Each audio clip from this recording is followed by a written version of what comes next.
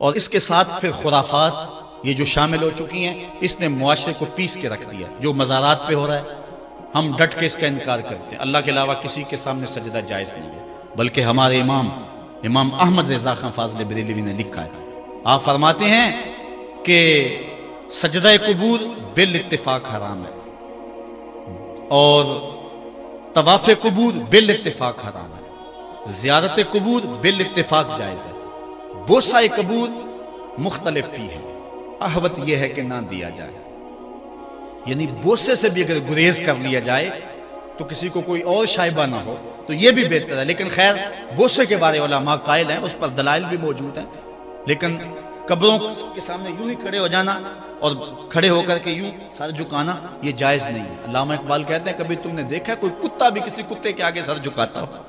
یہ تو اس کو بھی پتا ہے کسی کے آگے سر نہیں جھکانا۔ حضرت مجدد کی تعلیم کیا تھی؟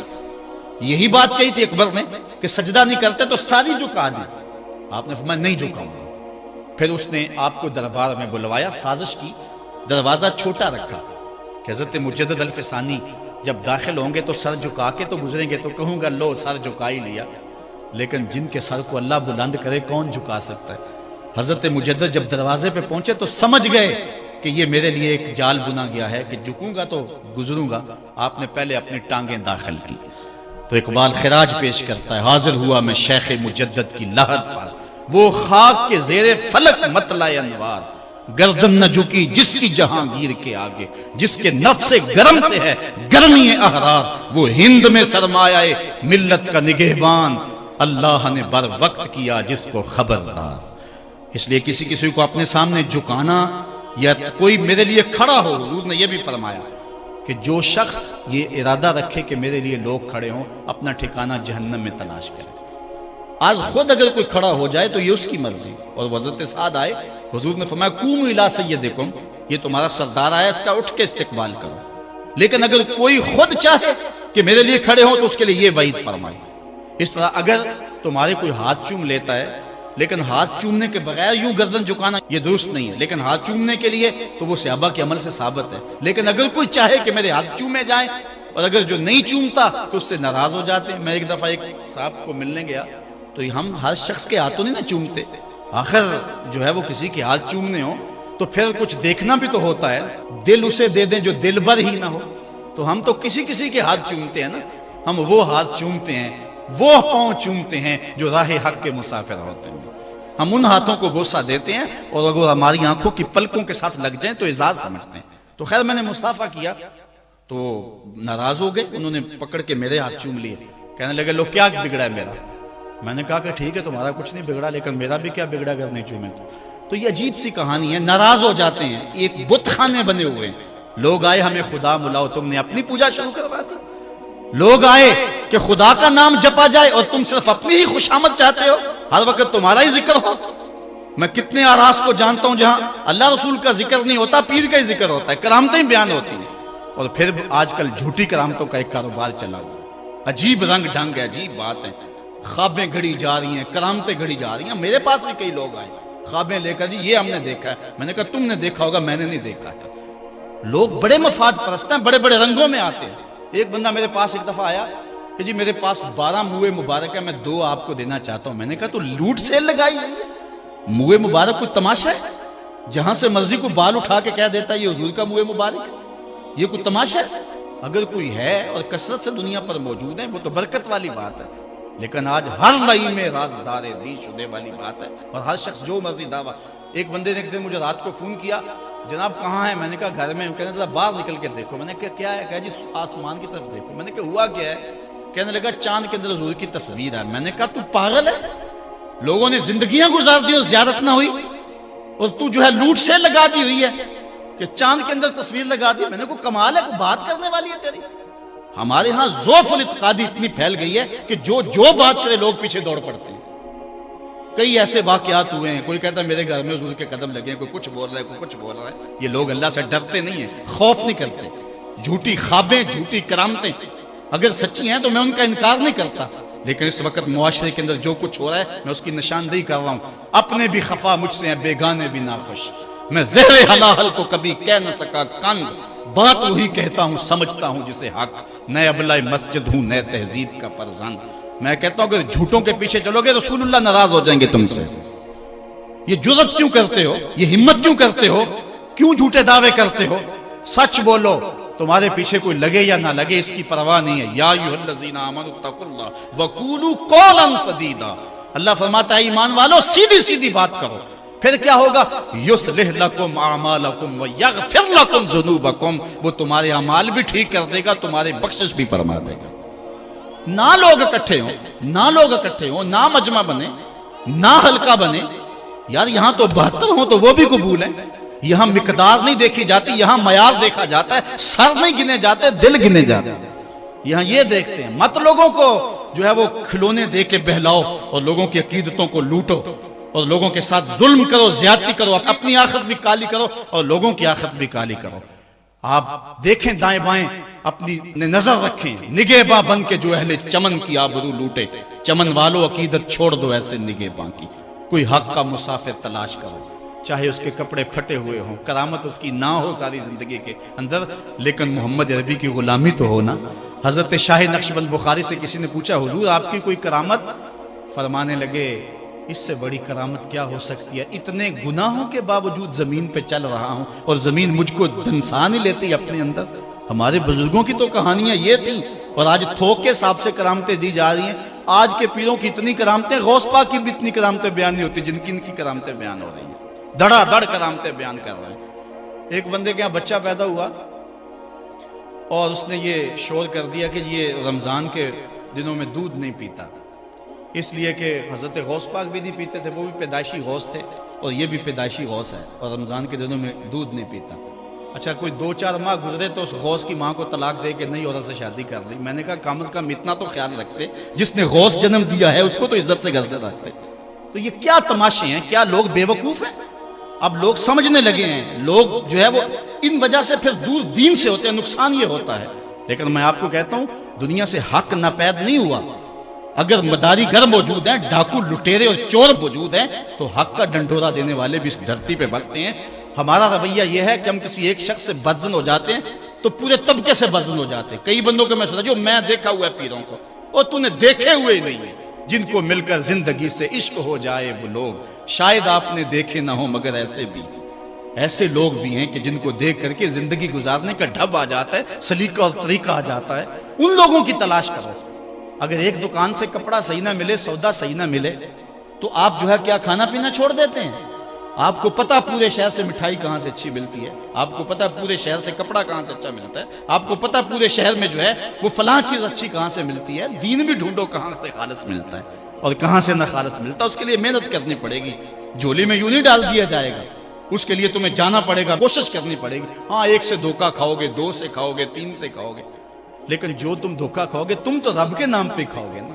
حضرت عمر رضی اللہ تعالیٰ عنہ کی عادت تھی، جو غلام لمبی نمازیں پڑھتا اس کو آزاد کر دیتے۔ غلاموں کو سمجھ آ گئی، لمبی نمازیں پڑھنی شروع کر دی، آپ آزاد کر دیتے۔ کسی نے کہا عمر تم تو بھولے آدمی ہو، یہ نمازیں اللہ کے لیے نہیں پڑھتے، یہ آزادی کے لیے پڑھتے ہیں۔ تو حضرت عمر نے کہا یہ مجھے اللہ کے نام پہ دھوکہ دیتے ہیں، میں 100 بار کھانے کے لیے تیار ہوں۔ ایک جگہ سے دھوکہ کھایا، 2 سے کھایا، 3 سے کھایا، 4 سے کھایا۔ جب تمہاری نیت ٹھیک ہوگی منزل ضرور ملے گی، یہ ہو نہیں سکتا۔ خورش دے بدرا جو کب کو حمام کہ یک روز افتد ہمائے بدام۔ سادی کہتے ہیں چارہ ڈالتا جا، دانہ ڈالتا جا، کبھی تتر آئے گا، کبھی مور آئے گا، کبھی کبوتر آئے گا، پھر ایک دن جس کو تو تلاش کرتا ہے وہ ہما بھی تو آ ہی جائے گا نا۔ اس لیے حق کے سفر کو نہ چھوڑنا، چلتے رہنا، اور راہ حق کی جو ہے منزل پر جو ہے وہ انشاءاللہ ایک دن ضرور گامزن ہوگے۔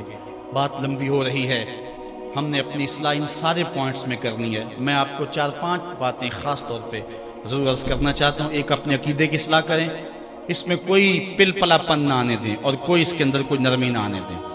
جس شخص کے سینے میں حضور علیہ الصلوۃ والسلام کے لیے بغض دیکھیں، ایک لمحے میں اس سے جدا ہو جائیں۔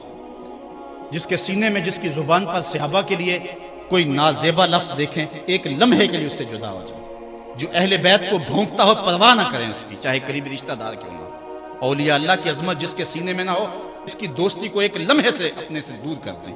علامہ رومی کہتے ہیں کہ تا توانی دور شو از یار بد بدتر بود از مار بد، جتنی جلدی ہو سکتا ہے برے یار سے دور ہو جائے، کیونکہ برا یار برے سانپ سے بھی برا ہے، اس لیے سانپ لڑتا ہے تو جان جاتی ہے، یار لڑتا ہے تو ایمان جاتا ہے، اس لیے برے یار سے بچ، اپنی حفاظت کر، اپنے عقیدے کی اصلاح کر۔ اس کے بعد دوسری بات جو اہم ہے، والدین کو کبھی اذیت نہ دینا۔ یہ میں 5 باتیں آپ کو آخر میں گزارش کے طور پہ اور تاکید کے طور پہ آج کے پیغام کے طور پہ دینا چاہتا ہوں۔ میری گفتگو اختتام کے مراحل پر پہنچ چکی ہے، باتیں تو بہت ساری تھی اور دکھڑے تھے، لیکن وقت زیادہ ہو رہا ہے۔ تو پہلی بات، عقیدے کی اصلاح کریں اور اس میں کوئی پل پلا پن نہ ہو۔ عقیدہ صحیح نہیں ہے تو کوئی عمل قبول نہیں ہے، کوئی نیکی قبول نہیں، ہر شے برباد ہے۔ دوسری بات، اپنے والدین کی نافرمانی کبھی نہ کریں۔ امام رازی نے لکھا ہے کہ ایک گناہ ایسا ہے جس کی سزا آخرت میں تو ملتی ہی ملتی ہے، دنیا پر بھی ضرور ملتی ہے، اور وہ والدین کی نافرمانی ہے۔ اور ایک نیکی ایسی ہے جس کا فائدہ آخرت میں تو ہوتا ہی ہوتا ہے، دنیا میں بھی ضرور ہوتا ہے، اور وہ والدین کی فرما برداری ہے۔ نہیں تو نشان لگا لے اس شخص پہ جو والدین کا گستاخ ہے، ساری زندگی اس کو ذلیل ہوتے دیکھیں گے۔ اور اس شخص پہ بھی نشان لگا لے جو والدین کا فرما بردار ہے، زندگی میں آپ اس کی پگڑی کو کبھی جھکا ہوا نہیں دیکھیں گے، اللہ اس کی عزت کی حفاظت کرے گا۔ اور والدین کے لیے جو شخص روزانہ دعا کر دیتا ہے، میں نے کتب میں پڑھا ہے، ساری زندگی اس کے رزق میں بے برکتی نہیں آتی۔ اس لیے اپنے والدین کو راضی کرنا، عقیدے کی درستگی کے بعد اپنے والدین کو جا کے راضی کرنا۔ اگر کسی کے والدین ناراض ہیں، ہاتھ جوڑ کے معافی مانگنے میں کوئی شرم محسوس نہ کریں، پاؤں پکڑ لیں، منتیں کریں، ان کو راضی کر لیں۔ اللہ کی رضا والدین کی رضا میں، اور اللہ کی ناراضگی والدین کی ناراضگی میں ہے۔ اور حضور علیہ السلام نے فرمایا 4 لوگ ایسے ہیں جن کو جنت میں جانے سے کوئی شے نہیں روک سکے۔ وہ 4 لوگ کون ہیں؟ ایک وہ شخص کہ جو اس حال میں مرا کہ اس کے والدین اس پہ راضی تھے۔ دوسرا وہ شخص کہ جس نے ایسی سچی توبہ کی کہ گناہ کی طرف دوبارہ پلٹنا اس کے لیے اتنا مشکل تھا جس طرح تھن سے نکلا ہوا دودھ واپس جانا مشکل ہے۔ تیسری وہ عورت جو اس حال میں دنیا سے رخصت ہوئی کہ اس کا شوہر اس کے اوپر راضی تھا۔ اور چوتھا وہ شخص کہ جس کے بال بچے زیادہ تھے، ذرائع آمدنی تھوڑے تھے، لیکن اس کے باوجود اس نے اپنے بچوں کے پیٹ میں حرام کا ایک لقمہ نہیں جانے دیا۔ تیسری بات، اپنی نظر اور شرمگاہ کی حفاظت کریں۔ اس دور کا سب سے بڑا فتنہ یہ ہے کہ نگاہیں پاک نہیں رہی، نگاہیں غلیظ اور گندی ہو گئی، شرمگاہوں میں وہ تقدس نہیں رہا ہے۔ حضور علیہ السلام نے ارشاد فرمایا، من زنا زنیا بہی ولو بہی تانے دارہی، جس شخص نے زنا کیا یہ عمل اس کے گھر بھی لوٹے گا، اگرچہ اونچی اونچی دیواریں کیوں نہیں کر دیتا۔ یہ مکافات عمل ہے۔ گندم از گندم بروید جوز جو، از مکافات عمل غافل مشو۔ گندم بو گے تو گندم کاٹو گے، جو بو گے تو جو کاٹو گے۔ نظر کو تقدس دو، نظر کو پاکیزگی دو۔ حضرت لقمان حکیم کہتے ہیں کہ میں کئی نبیوں سے ملا ہوں، کئی نبیوں سے ملاقات کی ہے، اور میں ان سے 2-2 4-4 باتیں جمع کی ہیں، اور ان ساری باتوں کو میں نے جمع کر کے 100 باتیں جمع کی ہیں، اور ان کا پھر میں نے خلاصہ تیار کیا ہے۔ ان میں 8 باتیں الگ کی ہیں۔ ان 8 باتوں میں ایک بات یہ ہے، جب کسی کے گھر جاؤ تو نظر کو حفاظت میں رکھو۔ جس شخص کے مہمان بنو، جس کے گھر جاؤ، تمہاری نظر نہ بھٹکنے پائے۔ نظر اگر غیر محرم کو شہوت سے دیکھتی ہے، حدیث میں آتا ہے کل قیامت کے دن جہنم کی آگ سے بھر دی جائے، وہ سخت رسوا ہوگا۔ آج میڈیا کی آوارگی اور انٹرنیٹ پہ جو کچھ ہو رہا ہے، ٹیلی ویژن اور سینما جو بدتمیزی پھیلا رہے ہیں، اور موبائل پیکج جس طرح بے حیائی کے جو ہے وہ کیفیات پیدا کر رہی ہیں اور بے حیائی کو فروغ ہو رہا ہے، ہم اس کے خلاف پوری قوت کے ساتھ بند باندھیں۔ اپنی اولادوں کے ہاتھوں سے ناول چھین لو، ان کے ہاتھوں سے جو ہے وہ فلمیں چھین لو، ان کی خلوتوں پہ نظر رکھو اور ان کی حفاظت کرو۔ جس شخص کی نظر پاک نہیں ہے اس کے من میں طہارت نہیں آ سکتی ہے، دل پاک نہیں ہے اس کو جو ہے وہ باطن کا نور نصیب نہیں ہو سکتا۔ وائے قوم کشتائے تدبیر غیر، کارے او تخریب خود تعمیر غیر، از حیا بیگانہ پیرانے کہن، نوجوانہ چوں زنا مشغول تن۔ کتنی حکمت والی بات کہی اقبال نے۔ وہ اپنے دور کا دکھڑا سناتا ہے، جس دور سے ہم گزر رہے ہیں اب تو عجیب حال ہو گیا۔ اقبال کہتا ہے یہ جو میرا دور ہے، جوان تو جوان رہے، بوڑھوں کی نظروں میں حیا نہیں رہا۔ از حیا بیگانہ پیرانے کہن، بوڑھے لوگوں کی آنکھوں میں بھی اقبال کہتا ہے حیا نہیں رہا۔